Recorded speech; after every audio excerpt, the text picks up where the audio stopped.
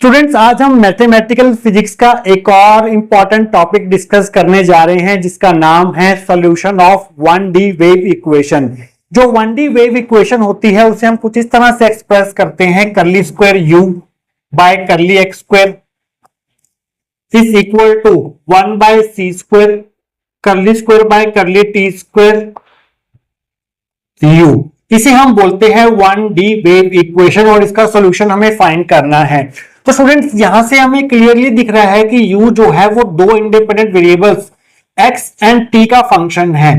तो हम क्या करेंगे, इस u का वैल्यू फाइंड करने के लिए एक्चुअली इस 1D वेव इक्वेशन को सॉल्व करके आपको u की वैल्यू मिलेगी। हमें बेसिकली u की वैल्यू फाइंड करनी है, बट u जो है वो यहाँ पर दो independent variables x and t का फंक्शन है। तो इस वेव इक्वेशन का सोल्यूशन हम method of separation of variables से फाइंड करेंगे। तो यहां पर हम u को कैसे एक्सप्रेस कर सकते हैं, u यहां पर x का फंक्शन भी है और t का फंक्शन भी है। तो u को हम दो सेपरेट फंक्शंस के प्रोडक्ट की फॉर्म में लिख सकते हैं। एक फंक्शन होगा x जो कि वेरिएबल x का फंक्शन होगा और दूसरा फंक्शन होगा कैपिटल T जो कि वेरिएबल t का फंक्शन होगा। So u can be expressed as a product of two separate functions x and t, जहां पर x जो है वो वेरिएबल x का फंक्शन है सिर्फ और t जो है वो स्मॉल t का फंक्शन है सिर्फ। इस इक्वेशन को हम ऐसे भी लिख सकते हैं simply u is equal to x multiply t। तो हम क्या करते हैं स्टूडेंट्स, इस u की वैल्यू को यहां पर पुट कर देते हैं फर्स्ट इक्वेशन में। तो आप लिखेंगे करली स्क्वायर u की जगह पर हम लिख रहे हैं x t, नीचे आ जाएगा curly x square is equal to 1 by C square curly square by curly T square, u की जगह पर आप पुट कर देंगे x t। तो स्टूडेंट्स, यहां पर जो पार्शियल डेरिवेटिव है वो x के रिस्पेक्ट में हो रहा है।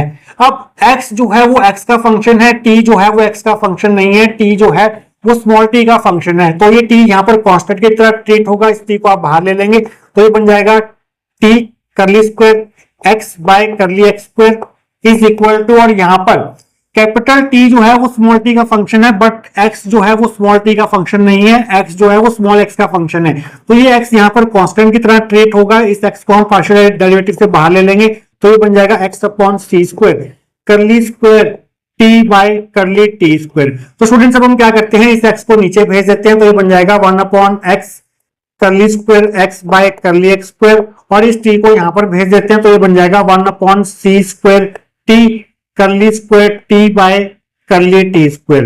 तो स्टूडेंट्स, ये जो हमें सेकंड इक्वेशन मिली है, सेकंड इक्वेशन में लेफ्ट हैंड साइड जो है वो सिर्फ x का फंक्शन है और सेकंड इक्वेशन की राइट हैंड साइड जो है वो सिर्फ t का फंक्शन है। तो हम क्या कर सकते हैं, इस पार्शियल डेरिवेटिव को कंप्लीट डेरिवेटिव से रिप्लेस कर सकते हैं, कोई फर्क नहीं पड़ेगा क्योंकि यहां पर लेफ्ट हैंड साइड जो है वो सिर्फ और सिर्फ x का फंक्शन है और यहाँ पर जो पार्शियल डेरिवेटिव हो रहा है वो कैपिटल X की टर्म्स में हो रहा है और कैपिटल X जो है वो सिर्फ और सिर्फ x का फंक्शन है। तो यहाँ पर हम पार्शियल डेरिवेटिव को कंप्लीट डेरिवेटिव से रिप्लेस कर सकते हैं। इसी तरह से यहाँ पर जो पार्शियल डेरिवेटिव हो रहा है वो कैपिटल T का हो रहा है और कैपिटल T जो है वो सिर्फ और सिर्फ t का फंक्शन है। तो इस पार्शियल डेरिवेटिव को भी हम कंप्लीट डेरिवेटिव से रिप्लेस कर सकते हैं, इससे भी कोई फर्क नहीं पड़ेगा because capital T is a function of T only. तो स्टूडेंट्स, अब हम क्या करते हैं, इसे हम देते हैं थर्ड इक्वेशन। अब देखिए स्टूडेंट्स, थर्ड इक्वेशन की लेफ्ट हैंड साइड x का फंक्शन है और राइट हैंड साइड जो है वो t का फंक्शन है। दोनों साइड जो है वो अलग अलग वेरिएबल्स का फंक्शन है और ये इक्वल भी हैं। तो ये कब इक्वल हो सकती हैं, जब दोनों साइड जो है वो सेपरेटली किसी सेम कांस्टेंट के बराबर हो और वो कांस्टेंट हम k लेंगे। इक्वेशन 3 कब ट्रू होगी, equation 3 will be true only when 1 upon x square d square x upon dx square किसी कांस्टेंट के बराबर हो और ये वाली टर्म भी सेम इसी कांस्टेंट के बराबर हो। 1 upon C T D square T by D T square is equal to K, ये कांस्टेंट हमने यहां पर खुद माना है k। तो जब ये दोनों टर्म जो हैं left hand side right hand side same constant k के बराबर होंगी तभी ये दोनों साइड जो हैं वो आपस में बराबर होंगी, इक्वेशन 3 तभी ट्रू होगी। तो स्टूडेंट्स, इसे हम दे देते हैं इक्वेशन नंबर 4 और इसे हम देते हैं इक्वेशन नंबर 5। अब स्टूडेंट्स यहाँ पर हमारे पास तीन केसेस बनने वाले हैं। ये जो कांस्टेंट हमने लिया है k, it can be positive, negative और जीरो। ये पॉजिटिव भी हो सकता है, जीरो भी हो सकता है, नेगेटिव भी हो सकता है। तो यहाँ पर हमें तीन केसेस डिस्कस करने होंगे और उन तीन केसेस के लिए हमें इस 1D वेव इक्वेशन के तीन डिफरेंट सॉल्यूशंस मिलेंगे, मींस थ्री डिफरेंट वैल्यूज मिलेंगे इस u की। तो हम बारी बारी से उन तीनों केसेस को डिस्कस कर लेते हैं। पहला केस डिस्कस करते हैं जब हमारे पास case 1 when k is greater than 0 means positive होगा। हम मान लेते हैं k जो है वो किसी पॉजिटिव टर्म p स्क्वायर के बराबर है। अब हमने p स्क्वायर क्यों माना? p स्क्वायर इसलिए माना, एक तो किसी भी कांस्टेंट का स्क्वायर जो है वो पॉजिटिव होता है, ये पॉजिटिव है, और p स्क्वायर ही मानने का कारण ये है कि इससे हमारा सोल्यूशन फाइंड करना इजी हो जाएगा। तो हमने k को एक पॉजिटिव टर्म p स्क्वायर के बराबर मान लिया। तो इस k की वैल्यू को हम फोर्थ और फिफ्थ इक्वेशन में डालते हैं तो आपको मिलेगा 1/x d square x by D X square is equal to p square and 1/c square t d square t by D T square is equal to p square. तो हमने क्या किया, इस k की जगह पर p स्क्वायर रख दिया। तो इस x को हम यहां पर भेज सकते हैं, यहां पर हमने इस x को भेज दिया, और इस c स्क्वायर t को हम यहां पर भेज सकते हैं। तो c स्क्वायर t यहां पर आ गया। तो इसको अगर हम इधर ले आए तो ये टर्म जो है इधर आके माइनस की हो जाएगी और इक्वल टू में हमारे पास 0 हो जाएगा। इसी तरह से इस टर्म को हम इधर ले आए तो ये टर्म इधर आके माइनस की हो जाएगी और इक्वल टू में हमारे पास 0 आ जाएगा। इस p स्क्वायर c स्क्वायर को हम लिख सकते हैं pc का स्क्वायर, और इसे हम दे देते हैं इक्वेशन नंबर 6। ये हमारी इक्वेशन नंबर 6 है और ये हमारे पास है इक्वेशन नंबर 7। अब देखिए स्टूडेंट्स, ये जो हमारी 6th इक्वेशन है ये एक सेकेंड ऑर्डर डिफरेंशियल इक्वेशन है इन वेरिएबल x, और इस प्रकार की जो डिफरेंशियल इक्वेशन होती है उसका सोल्यूशन जो है वो एक्सपोनेंशियल टर्म में हमें मिलता है। इसका सोल्यूशन जो है वो कुछ इस प्रकार से होगा।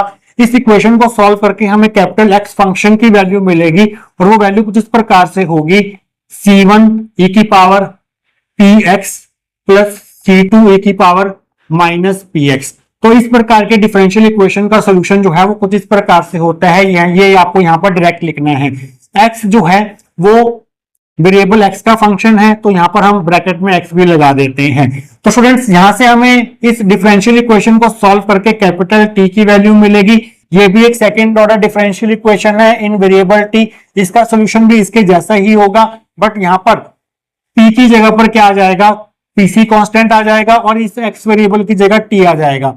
तो यहां से हमें कैपिटल T की वैल्यू मिलेगी जो कि फंक्शन है स्मॉल t का, that will be equal to c2 constant हो गया। तो यहां पर हम नया कांस्टेंट लेंगे c3 e की पावर pct आ जाएगा प्लस c4 e की पावर माइनस pct आ जाएगा।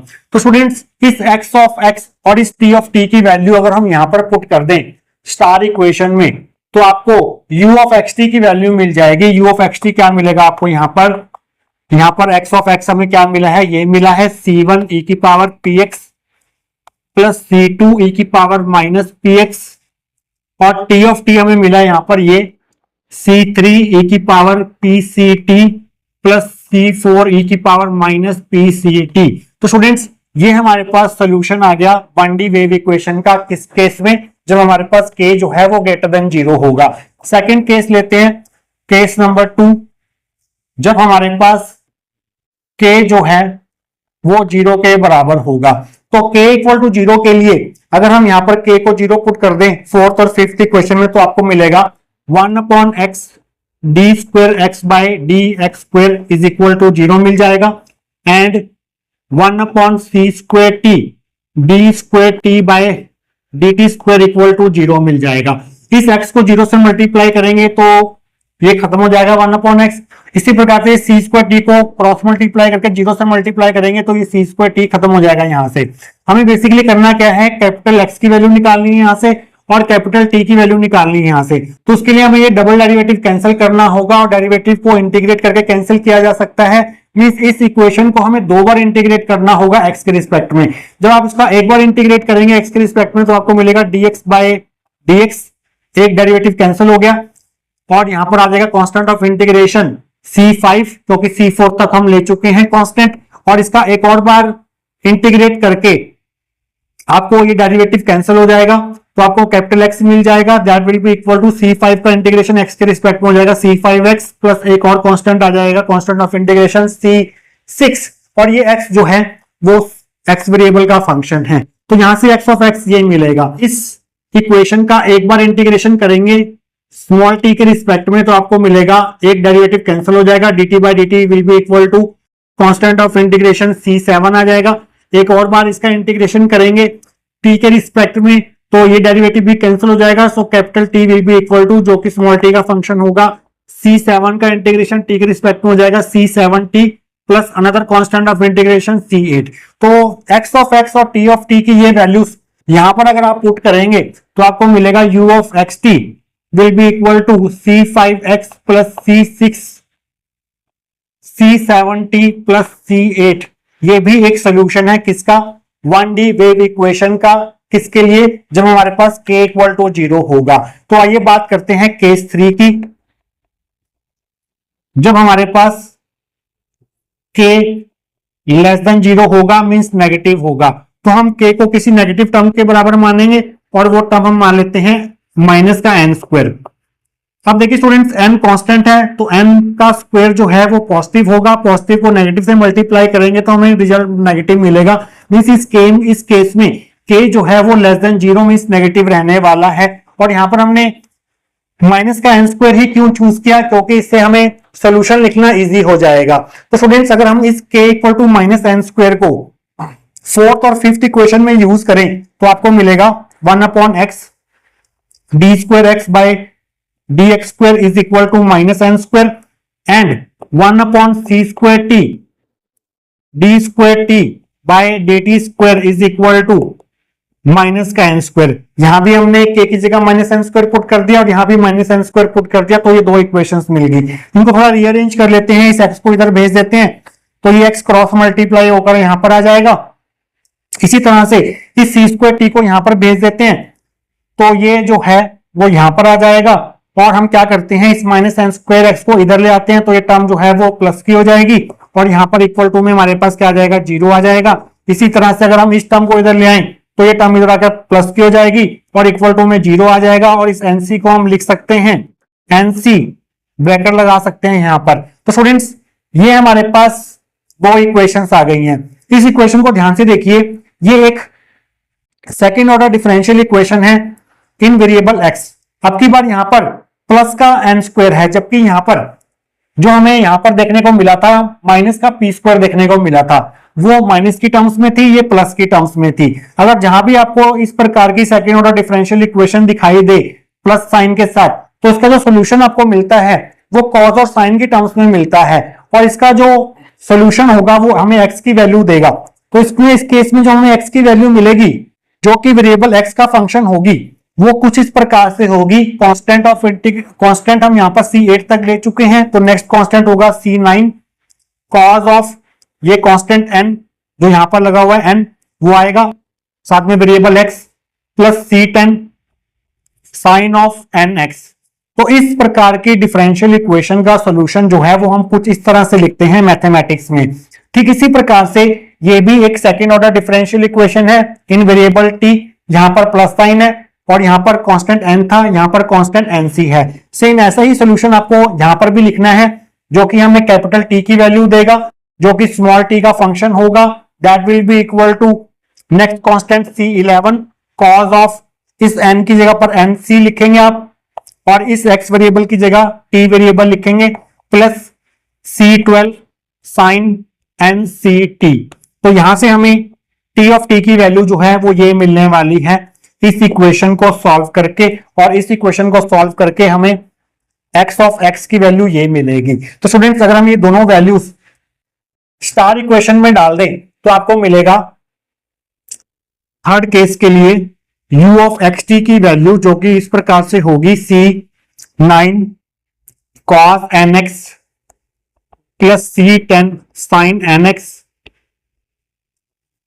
साथ में मल्टीप्लाई में t ऑफ t की वैल्यू ये है C11 cos nct plus C12 sin NCT।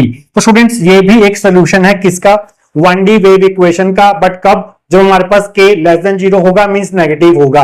तो स्टूडेंट्स हमने देखा कि जो हमारी 1D वेव इक्वेशन होती है उसके हमें 3 डिफरेंट सॉल्यूशंस देखने को मिलते हैं by method of separation of variables.